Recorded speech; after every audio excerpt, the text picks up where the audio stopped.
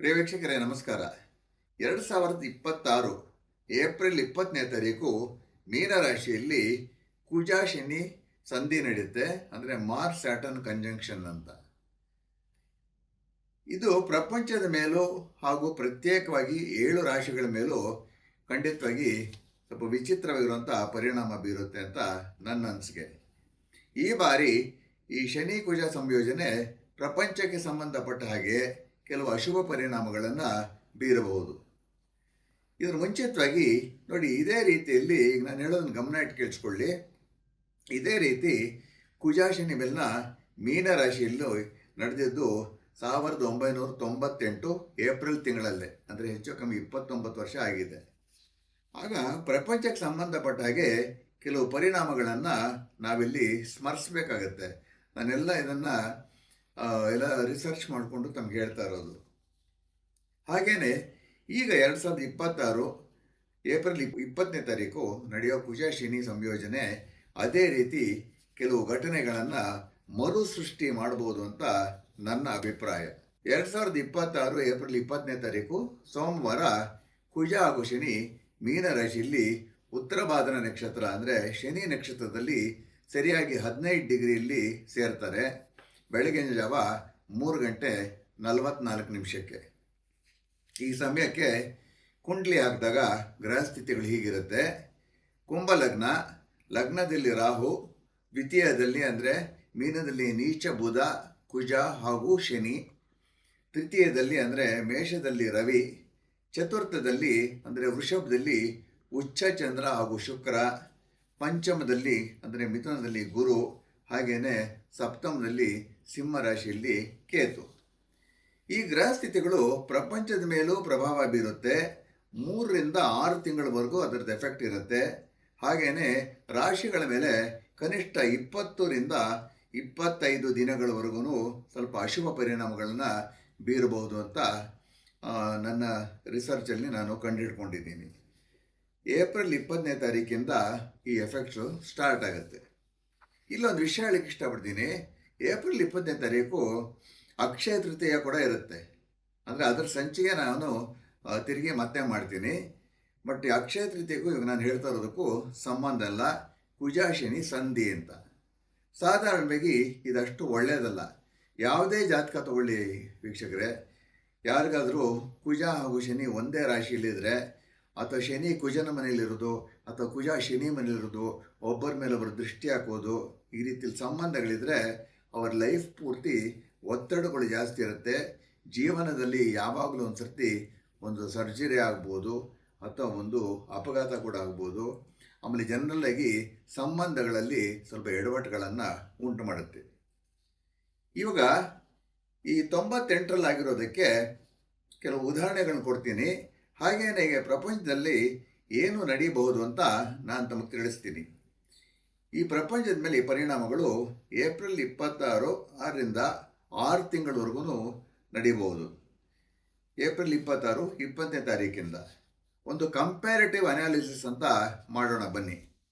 ಇದೇ ರೀತಿ ಹೆಚ್ಚು ಕಡಿಮೆ 29 ವರ್ಷಗಳಿಂದ, ಅಂದರೆ 1998 ಏಪ್ರಿಲ್ ತಿಂಗಳಲ್ಲಿ ಕುಜ ಶನಿ ಸಂಧಿ ಮೀನರಾಶಿಯಲ್ಲೇ ನಡೆದಾಗ ಈಗ ನಾನು ಹೇಳೋ ಘಟನೆಗಳು ನಡೀತು.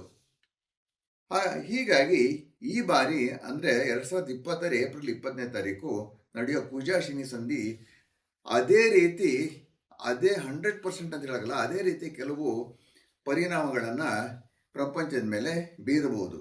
ಒಂದೊಂದು ಕಂಪೇರ್ ಮಾಡಿ ನಾವು ನೋಡೋಣ ಬನ್ನಿ. ಇವಾಗ ನಂಬರ್ 1, 1998ರಲ್ಲಿ ನಾಸಾಯಿಂದ ಚಂದ್ರಾಯಣ ನಡೀತು. ಈಗ 2026ರಲ್ಲಿ ಕೂಡ ಒಂದು ಚಂದ್ರಾಯಣ ನಡೀಬೋದು ಅಥವಾ ಒಂದು ಇಂಟ್ರೆಸ್ಟಿಂಗ್ ಸ್ಪೇಸ್ ಟ್ರಾವೆಲ್ ಅಂತ ಆಗ್ಬೋದು. ಎರಡನೇದು, 1998ರಲ್ಲಿ ಅಮೇರಿಕಾದ ಆಗಿನ ಅಧ್ಯಕ್ಷ ಬಿಲ್ ಕ್ಲಿಂಟನ್ಗೆ ಇಂಪೀಚ್ಮೆಂಟ್ ಅಂತಾಯಿತು. ಭಾಳ ತೊಂದರೆಗಳನ್ನ ಎದುರಿಸಬೇಕಾಗಿತ್ತು ಅವರು. ಈಗ 2026ರಲ್ಲಿ ಯಾವುದೋ ರೀತಿಯಲ್ಲಿ ಈಗಿನ ಅಮೇರಿಕ ಅಧ್ಯಕ್ಷ ಡೊನಾಲ್ಡ್ ಟ್ರಂಪ್ಗೆ ಏನಾದರೂ ಕಷ್ಟಗಳು ಹೆಚ್ಚಾಗಿ ಎದುರಿಸ್ಬೋದು. ಅವ್ರ ಕೆಲಸ ಕಳ್ಕೊಳ್ತಾರೆ ಅಂತ ಹೇಳಲ್ಲ, ಬಟ್ ಸ್ವಲ್ಪ ವೀಕ್ ಆಗ್ತಾರೆ, ದೈಹಿಕವಾಗ್ಲೂ ವೀಕ್ ಆಗ್ತಾರೆ. ಸ್ವಲ್ಪ ಅವ್ರಿಗೆ ಸಂಬಂಧಪಟ್ಟಂತೆ ಏನಾದರೂ ಎಡವಟ್ಟುಗಳು ಉಂಟಾಗ್ಬೋದು, ಭಾಳ ಕಷ್ಟ ಅನುಭವಿಸಬಹುದು. ಮೂರನೇದು, 98ರಲ್ಲಿ ಆಫ್ರಿಕಾದಲ್ಲಿ ಕಾಂಗೋ ವಾರ್ ಅಂತ ಆಂತರಿಕ ಯುದ್ಧ ನಡೀತು. 2026ರಲ್ಲಿ ಆಫ್ರಿಕಾದಲ್ಲಿ ಏನಾದರೂ ಆಂತರಿಕ ಗಲಭೆಗಳು ನಡೆಯಬಹುದು. ನಾಲ್ಕನೇದು, ಸರ್ಚ್ ಇಂಜಿನ್ ಗೂಗಲ್ ಕೂಡ 1998ರಲ್ಲಿ ಕಂಡುಹಿಡಿದಿದ್ದು. 2026ರಲ್ಲಿ ಇನ್ನೇನಾದರೂ ಹೊಸ ಥರ ಸರ್ಚ್ ಇಂಜನ್ನು ಕಂಡುಹಿಡಿಬೋದು. ಇಂಟರ್ನೆಟ್ ವಿಸ್ಮಯ ಅಂತ ಹೇಳ್ತೀವಿ, ಏನಾದರೂ ಹೊಸದಾಗಿ ಆಗ್ಬೋದು. ನಂಬರ್ 5ನೇದು, 1998ರಲ್ಲಿ ಸೆಂಟ್ರಲ್ ಅಮೆರಿಕಾದಲ್ಲಿ ಮಿಚ್ ಅನ್ನೋ ಚಂಡಮಾರುತ 11,000 ಜೀವಗಳನ್ನ ಬಲಿ ತಗೊಳ್ತು. 2026ರಲ್ಲಿ ಇದೇ ರೀತಿ ಒಂದು ಚಂಡಮಾರುತನೋ ಪ್ರಕೃತಿ ವಿಕೋಪನೋ ಮತ್ತೆ ಒಂದಷ್ಟು ಜೀವಗಳನ್ನ ಬಲಿ ತಗೋಬಹುದು. 6ನೇದು, 1998ರಲ್ಲಿ ಅಂತಾರಾಷ್ಟ್ರೀಯ ಖ್ಯಾತಿಯ ಫ್ರ್ಯಾಂಕ್ ಸಿನಾಟ್ರಾ ಅನ್ನೋ ಸೆಲೆಬ್ರಿಟಿ ಕಾಲ್ವಾಗ್ತಾರೆ. 2026ರಲ್ಲಿ ಒಂದು ಅಂತಾರಾಷ್ಟ್ರೀಯ ಸೆಲೆಬ್ರಿಟಿಗೆ ಒಳ್ಳೆಯದಲ್ಲ. 7ನೇದಾಗಿ, 1998ರಲ್ಲಿ ದಕ್ಷಿಣ ಅಮೆರಿಕದ ಕೊಲಂಬಿಯಾದಲ್ಲಿ ಒಂದು ವೈಮಾನಿಕ ದುರಂತದಲ್ಲಿ 53 ಜನ ಬಲಿಯಾಗ್ತಾರೆ. ಸೊ ಈ ವರ್ಷನೂ ಏನಾದರೂ ವೈಮಾನಿಕ ದುರಂತಗಳು ಮತ್ತೆ ಕಾಣಿಸ್ಕೋಬಹುದು. ಅಂದರೆ ಗ್ರಹಗಳು ಕೆಲವು ಸ್ಥಿತಿಗತಿಗಳಿಗೆ ಬಂದಾಗ ಹೇಗೆ ಎಫೆಕ್ಟ್ ಮಾಡುತ್ತೆ ಅನ್ನೋದು ನಮ್ಮ ಪೂರ್ವಿಕರು ತೋರಿಸ್ಕೊಟ್ಟಿದ್ರು. ಎಕ್ಸಾಕ್ಟಾಗಿ ಹಾಗೆ ಆಗಬೇಕು ಅಂತಿಲ್ಲ, ಬಟ್ ಸಿಮಿಲಾರಿಟೀಸ್ ಅಂತ ಖಂಡಿತವಾಗಿ ಇರುತ್ತೆ. ಈಗ ನಾನು ಹೇಳಿದ್ದೆಲ್ಲ ನಡೀಲೇಬೇಕು ಅಂತ ಇಲ್ಲ, ಆದರೆ ಈ ಕುಜ ಶನಿ ಸಂಧಿಯಿಂದ ಸ್ವಲ್ಪ ಮಟ್ಟಿಗಾದರೂ ಇದೇ ರೀತಿ ದುರಂತಗಳು ನಡೆಯಬಹುದು. ಇನ್ನು ರಾಶಿಗಳ ಮೇಲೆ ಪ್ರಭಾವ ತಗೊಂಡ್ರೆ 2026 ಏಪ್ರಿಲ್ ತಿಂಗಳಲ್ಲಿ ನಡೆಯೋ ಕುಜ ಹಾಗೂ ಶನಿ ಸಂಧಿ 7 ರಾಶಿಗಳ ಮೇಲೆ ಹೆಚ್ಚಿನ ಪರಿಣಾಮ ಬೀರಬಹುದು. ಬೇರೆ ರಾಶಿಗಳ ಮೇಲೆ ಪರಿಣಾಮ ಇರಲ್ಲ ಅಂತ ಹೇಳಲ್ಲ, ಸ್ವಲ್ಪ ಕಡಿಮೆ ಪ್ರಮಾಣದಲ್ಲಿರುತ್ತೆ. ಜನರಲ್ ಆಗಿ ಸ್ವಲ್ಪ ಅಶುಭದ್ದು ಪರಿಣಾಮಗಳೇ ಬೀರೋದು. ಹೆಚ್ಚು ಕಡಿಮೆ ಇದು ಸಂಧಿ ಉಂಟಾದಾಗ 20ರಿಂದ 25 ದಿನಗಳವರೆಗೂ, ಅಂದರೆ ಮೇ 15ನೇ ತಾರೀಕಿನವರೆಗೂ ರಾಶಿಗಳ ಮೇಲಿರುವಂಥ ಎಫೆಕ್ಟು. ಇನ್ನು ಪ್ರಪಂಚದ ಮೇಲಿರೋ ಎಫೆಕ್ಟು ನಾನು ಹೇಳಿದ್ದೀನಿ, ಒಂದು 3ರಿಂದ 6 ತಿಂಗಳವರೆಗೂ ನಡೆಯುತ್ತೆ ಅಂತ.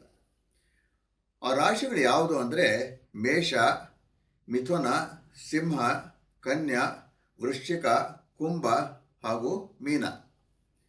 ಬನ್ನಿ ಹಾಗಾದರೆ ಈ 7 ರಾಶಿ ಫಲಗಳನ್ನು ನೋಡೋಣ.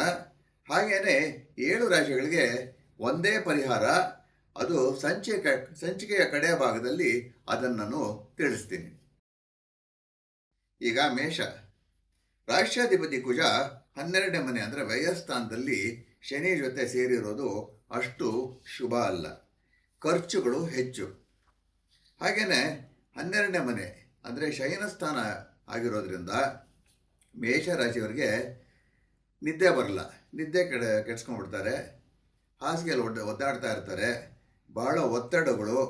ಜಲಸ್ಥಳಗಳಲ್ಲಿ ಅಪಘಾತ ಆಗುವಂಥ ಸಾಧ್ಯತೆ ಇರುತ್ತೆ. ಅಂದರೆ ಜಲಸ್ಥಳ ಅಂದರೆ ಎಲ್ಲೋ ಬಚ್ಚಲಲ್ಲಿ ನೀರು ಮೇಲೆ ಜಾರು ಬರ್ಬೋದು, ಅಥವಾ ಎಲ್ಲೋ ನೀರು ಬಿದ್ದಿರುತ್ತೆ ಅಲ್ಲಿ ಜಾರು ಬೀಳ್ಬೋದು. ಈ ಥರ ಏನಾದರೂ ತೊಂದರೆಗಳುಂಟಾಗ್ಬೋದು. ಜೊತೆಯಲ್ಲಿ ಜಲದಿಂದನೂ ತೊಂದರೆ ಉಂಟಾಗತ್ತೆ. ಅಂದರೆ ಅರ್ಥ ಏನು ಅಂದರೆ ಒಂದು ಸತಿ ನೀರಿಗಿರೋ ಹಾಲು ಕಾಫಿ ಕುಡಿಬೇಕಾದ್ರೆ ಗಂಟ್ಲಲ್ಲಿ ಸಿಕ್ಕಾಕೊಂಡ್ಬಿಡುತ್ತಲ್ಲ, ಆ ಥರನೂ ಆಗೋ ಸಾಧ್ಯತೆ ಇರುತ್ತೆ. ಕರ್ಮಸ್ಥಾನಾಧಿಪತಿ ಶನಿ ಕೂಡ ವ್ಯಯದಲ್ಲೇ ಇರೋದರಿಂದ ನೌಕರಿಯಲ್ಲಿರೋರಿಗೆ ಇಷ್ಟವಿಲ್ಲದ ಜಾಗಕ್ಕೆ ಸ್ಥಾನ ಪಲ್ಲಟ ಆಗುತ್ತೆ. ಅದಕ್ಕೆ ಅವರಿಗೆ ಮನಸ್ಸಿಗೆ ಸ್ವಲ್ಪ ಬೇಸರಗಳಾಗತ್ತೆ. ರಾಷ್ಟ್ರಾಧಿಪತಿ ಕುಜ ತೃತೀಯ ಷಷ್ಟ್ಯಾಧಿಪತಿ ನೀಚ ಬುಧನ ಜೊತೆ ಇರೋದರಿಂದ ಆರೋಗ್ಯದಲ್ಲಿ ಸ್ವಲ್ಪ ಏರುಪೇರಾಗ್ತಾ ಇರುತ್ತೆ. ಹಾಗೆಯೇ ಶತ್ರು ಬಾಧೆ ಕೂಡ ಸ್ವಲ್ಪ ಹೆಚ್ಚಾಗಿರುತ್ತೆ. ಪಂಚಮಾಧಿಪತಿ ರವಿ ರಾಶಿಯಲ್ಲಿ ಉಚ್ಚನಾಗಿರೋದ್ರಿಂದ ಮಕ್ಕಳ ವಿಷಯದಲ್ಲಿ ಸ್ವಲ್ಪ ಶುಭ. ಚತುರ್ಥಾಧಿಪತಿ ಚಂದ್ರ ಹಾಗೂ ದ್ವಿತೀಯಾಧಿಪತಿ ಶುಕ್ರ ದ್ವಿತೀಯದಲ್ಲೇ ಇರೋದ್ರಿಂದ ಮೇಷರಾಶಿಯವರಿಗೆ ತಾಯಿಯಿಂದ ಸ್ವಲ್ಪ ಏನಾದರೂ ಧನ ಪ್ರಾಪ್ತಿ ಆಗ್ಬೋದು, ಏನೋ ನೆರವು ಅಂತ ಸಿಗಬಹುದು. ಪಂಚಮದಲ್ಲಿ ಕೇತು ಇದ್ದರೆ ಪುಣ್ಯಕ್ಷೇತ್ರ ದರ್ಶನ. 11ನೇ ಮನೆ ಅಂದರೆ ಮಿತ್ರಸ್ಥಾನದಲ್ಲಿ ರಾಹು ಇದ್ದರೆ ನಂಬಿರೋ ಸ್ನೇಹಿತನಿಂದ ಹಣದ ವಿಷಯದಲ್ಲಿ ಸ್ವಲ್ಪ ವಂಚನೆ ಆಗುವಂಥ ಸಾಧ್ಯತೆಗಳಿರುತ್ತೆ. ಇಷ್ಟೂ ಮೇಷರಾಶಿಯ ಫಲಾಫಲಗಳು. ಈಗ ಮಿಥುನ 9ನೇ ಮನೆಯಲ್ಲಿ ರಾಹು ಇರೋದ್ರಿಂದ ತಂದೆಯ ದುಂದು ವೆಚ್ಚದಿಂದ ಇವರು ನಷ್ಟ ಉಂಟು ಮಾಡಿಕೊಳ್ತಾರೆ. ತಂದೆಯ ತಪ್ಪು ನಿರ್ಧಾರಗಳಿಂದ ಸಾಕಷ್ಟು ಹಣ ಕಳ್ಕೊಳ್ಳೋಂಥ ಸಾಧ್ಯತೆ ಇರುತ್ತೆ. ಜನ್ಮ ರಾಶಿಯಲ್ಲಿ ಗುರು ಇರೋದು ಅಷ್ಟು ಶುಭ ಅಲ್ಲ.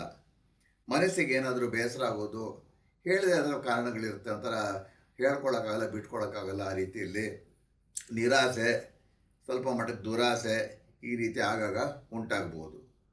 ತೃತೀಯದಲ್ಲಿ ಕೇತು ಇರೋದ್ರಿಂದ ಒಡ ಹುಟ್ಟಿದವರ ಜೊತೆ ಅಪಾರ್ಥಗಳು ಉಂಟಾಗ್ಬೋದು.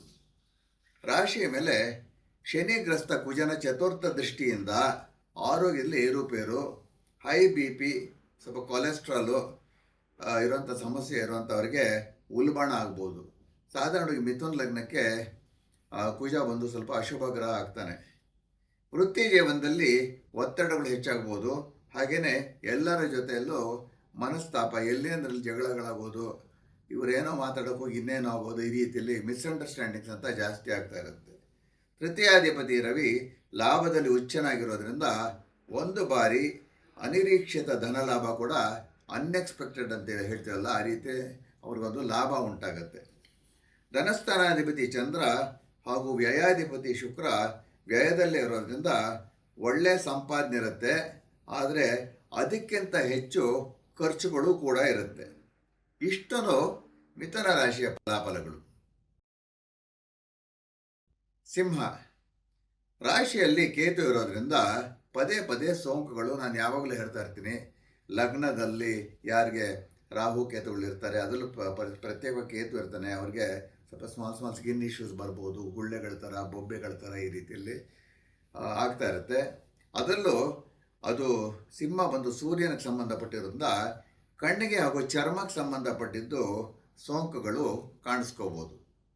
ಸಪ್ತಮದಲ್ಲಿ ರಾಹು ಇರೋದ್ರಿಂದ ದಂಪತಿಗಳಲ್ಲಿ ಅನ್ವಾಂಟೆಡ್ ಮಿಸ್ಅಂಡರ್ಸ್ಟ್ಯಾಂಡಿಂಗ್ ಅಂತೀವಲ್ಲ, ಏನೋ ಸಣ್ಣ ವಿಷಯ ದೊಡ್ಡದು ಮಾಡ್ಕೊಳ್ಳೋದು, ಅದರಿಂದ ಬೇಸರಗಳಾಗೋದು, ಕೂಗ್ಕೊಳ್ಳೋದು, ಕಿರ್ಚಿಕೊಳ್ಳೋದು, ಈ ರೀತಿಯಲ್ಲಿ ವೈಮನಸ್ಸು ಉಂಟಾಗುತ್ತೆ.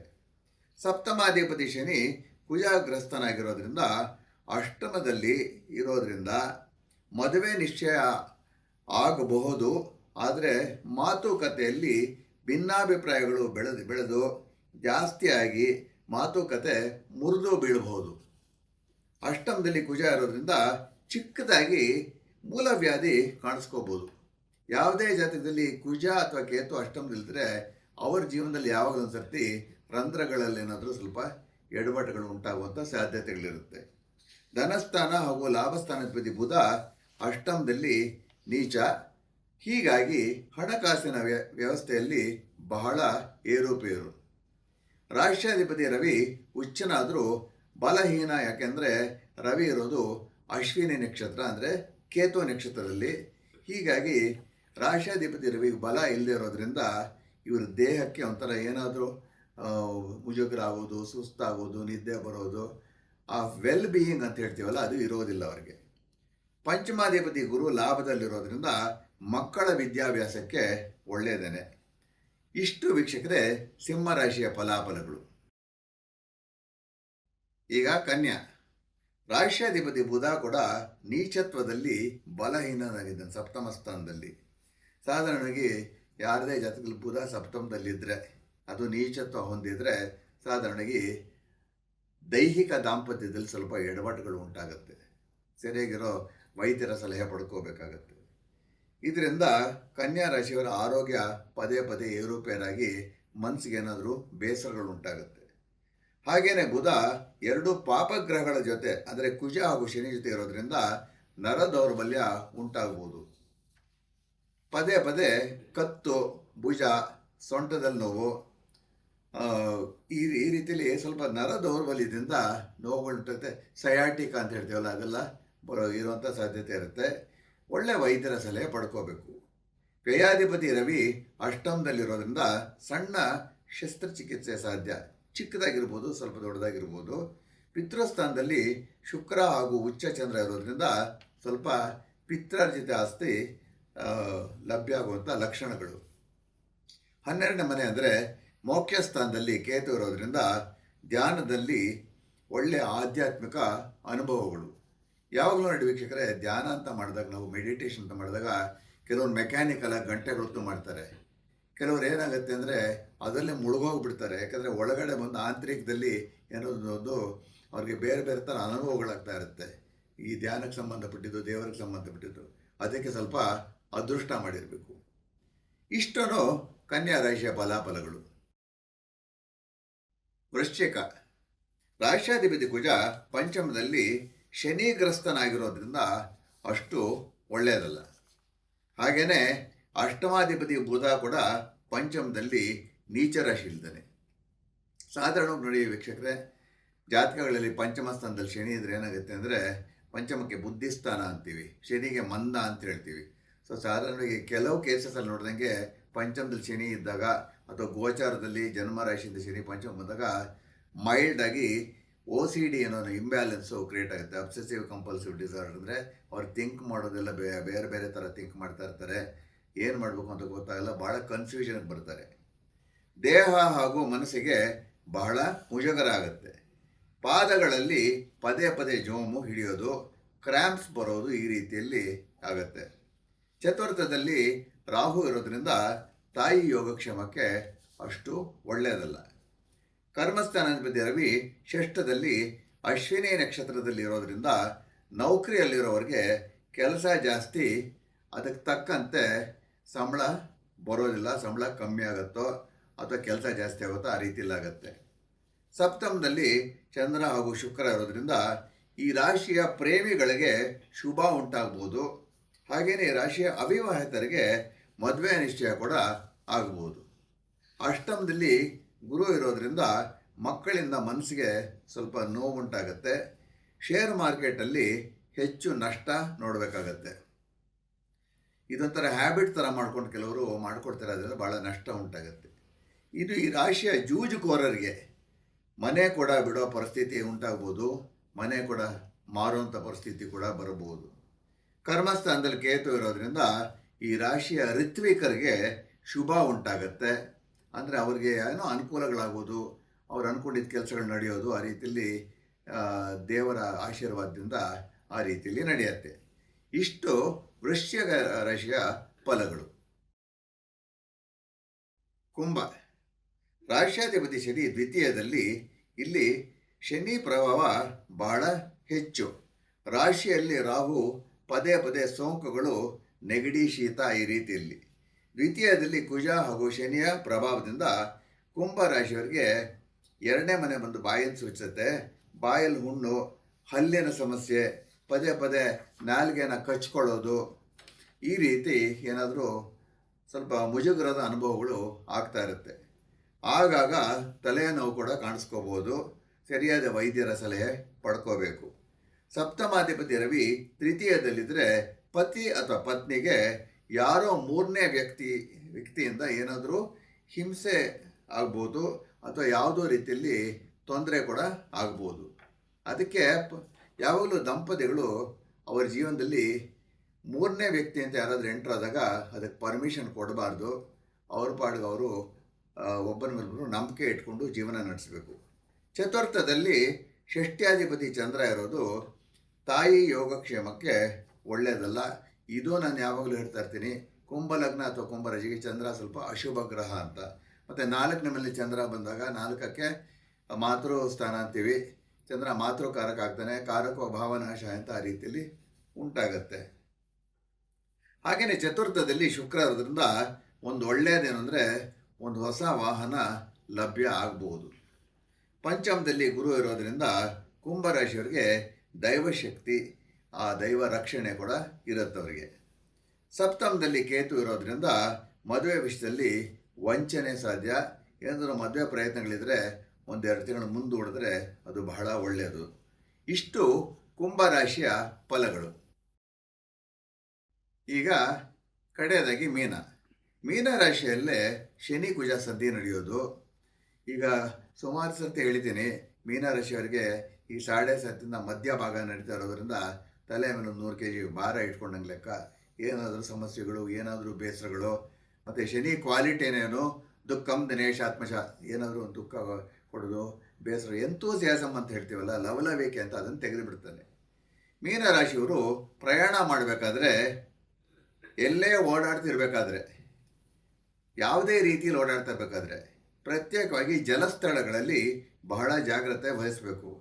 ಅಂದರೆ ಬಚ್ಚಲಲ್ಲಿರ್ಬೋದು, ಬಾತ್ರೂಮ್ಸಲ್ಲಿ, ಅಥವಾ ರಸ್ತೆಯಲ್ಲಿ ಮಳೆ ಬಂದಿದ್ದಾಗಿರ್ಬೋದು, ಅಥವಾ ಸ್ಕೂಟ್ರು ಇದರಲ್ಲಿ ಡ್ರೈವ್ ಮಾಡಿದಾಗ, ನೀರಿನ ಮೇಲೆ ಡ್ರೈವ್ ಮಾಡಿದಾಗ ಈ ರೀತಿಯಲ್ಲಿ ಬಹಳ ಜಾಗ್ರತೆ ವಹಿಸಬೇಕಾಗತ್ತೆ. ಹಾಗೆಯೇ ಅಗ್ನಿ ಸ್ಥಳಗಳಲ್ಲೂ ಕೂಡ, ಅಂದರೆ ಗೀಝರು, ಸ್ಟವ್ವು ಇದೆಲ್ಲ ಇರುತ್ತಲ್ಲ, ಮತ್ತು ಎಲೆಕ್ಟ್ರಿಕಲ್ ಪಾಯಿಂಟ್ಸು, ಅಲ್ಲೂ ಕೂಡ ಹೆಚ್ಚಿನ ಜಾಗ್ರತೆ ವಹಿಸಬೇಕು.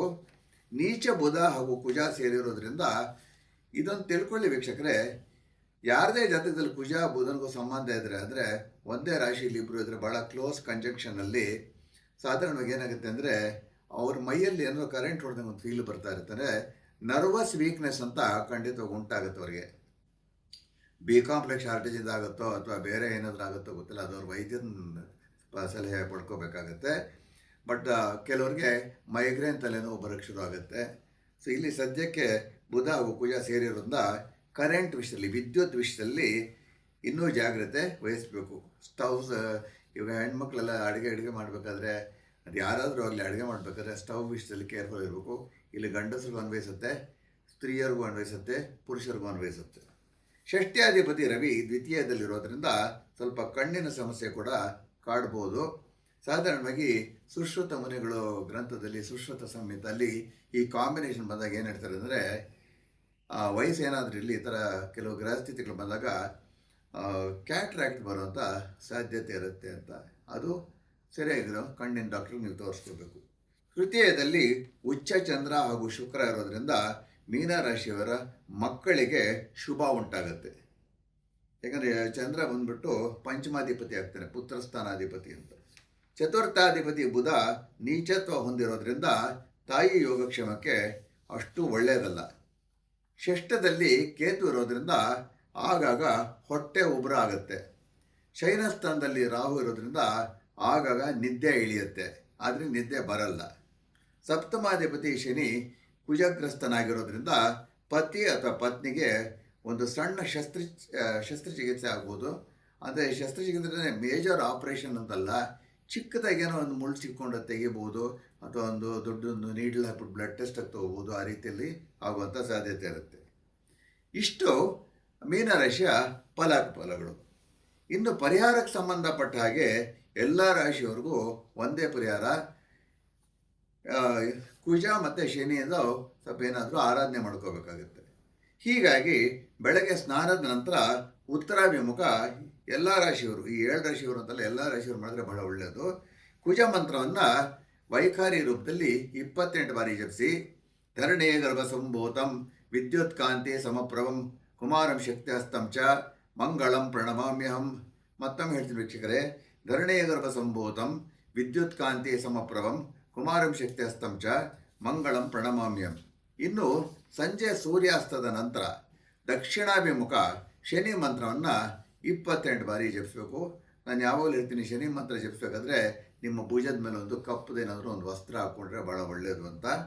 ಶನಿ ಮಂತ್ರ ಈ ರೀತಿ ಬರುತ್ತೆ: ನೀಲಾಂಜನ ಸಮಾಭಾಸಂ ರವಿಪುತ್ರಂ ಯಮಾಗ್ರಜಂ ಛಾಯಾಮಾರ್ತಾಂಡ ಸಂಭೂತಂ ತಂ ನಮಾಮಿ ಶನೈಶ್ಚರಂ. ಮತ್ತೊಮ್ಮೆ ಹೇಳ್ತೀನಿ ವೀಕ್ಷಕರೇ, ನೀಲಾಂಜನ ಸಮಾಭಾಸಂ ರವಿಪುತ್ರಂ ಯಮಾಗ್ರಜಂ ಛಾಯಾಮಾರ್ತಾಂಡ ಸಂಭೂತಂ ತಂ ನಮಾಮಿ ಶನೈಶ್ಚರಂ. ಇಷ್ಟು ಏಪ್ರಿಲ್ 20ನೇ ತಾರೀಕಿಂದ ಕನಿಷ್ಠ ಮೇ 15ನೇ ತಾರೀಕಿನವರೆಗೂ ಮಾಡಿದ್ರೆ ಬಹಳ ಒಳ್ಳೆಯದು ವೀಕ್ಷಕರೇ. ಈ ಸಂಚಿಕೆ ಕೂಡ ನಿಮಗೆ ಉಪಯುಕ್ತ ಆಯಿತು ಅಂತ ಭಾವಿಸ್ತಾ ಈ ಸಂಚಿಕೆಯನ್ನು ಮುಗಿಸ್ತಾ ಇದ್ದೀನಿ. ತಮ್ಮೆಲ್ಲರಿಗೂ ನನ್ನ ಗೌರವಾನ್ವಿತ ನಮಸ್ಕಾರಗಳು. ಕೃಷ್ಣಂ ವಂದೇ ಜಗದ್ಗುರುಂ.